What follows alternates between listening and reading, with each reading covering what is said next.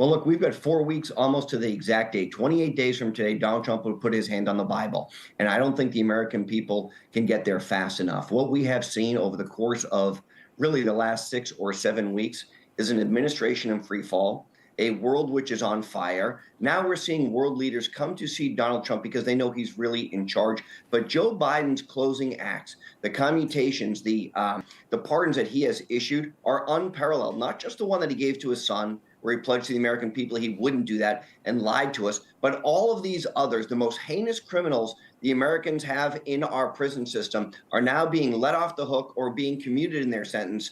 And that's really a tragedy of justice. I think the American people are very excited for 4 weeks from today when Donald Trump puts his hand on that Bible and becomes a 47th president of the United States.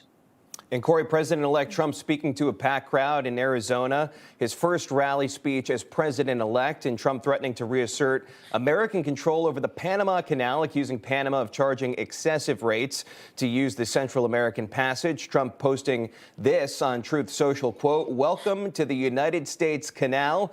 The president of Panama responding with, quote, "Every square meter of the Panama Canal and the surrounding area belongs to Panama and will continue belonging to Panama." Trump hitting back with, quote, "We'll see about that." Corey, what do you make of Trump's threat about the Panama Canal? And is this really a move that he needs to make in this term to take some of that control away from China and to put this back in American control?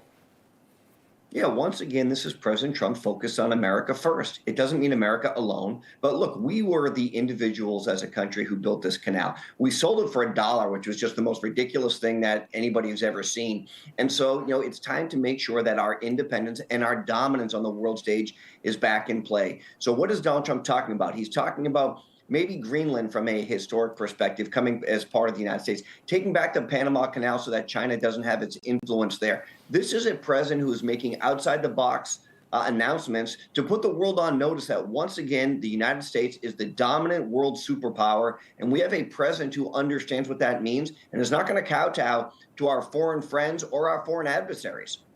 To your point, Corey, again, for viewers who might have missed it, the president-elect suggested the U.S. taking ownership of Greenland again, which is not something that is new. If you've listened to some of his speeches before, he's floated this idea.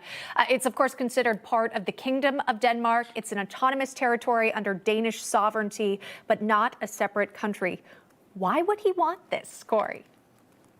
Well, look, Donald Trump is a real estate, master, and he understands the historic and the strategic, more importantly, significance of Greenland. So it's not because of its beautiful temperatures. We know that's not the case, but there is a very important strategic value to the United States having control of this. And by the way, we have not expanded our country in 70 years. So look, Donald Trump is again thinking outside the box. How do we have a lasting impact on the world stage? What does his legacy look like? And these ideas that he is floating is making members of the media, it's not yours, but the mainstream media, their heads explode, saying he's out of control already. He hasn't even taken office. The difference is this is someone who has a vision for America's greatness long after he has left the White House, and this is just part of that discussion.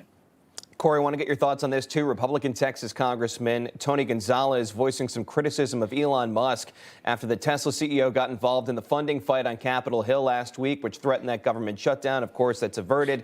But here is what Gonzalez had to say about Musk. We have a president, we have a vice president, we have a speaker. It feels like as if Elon Musk is our prime minister.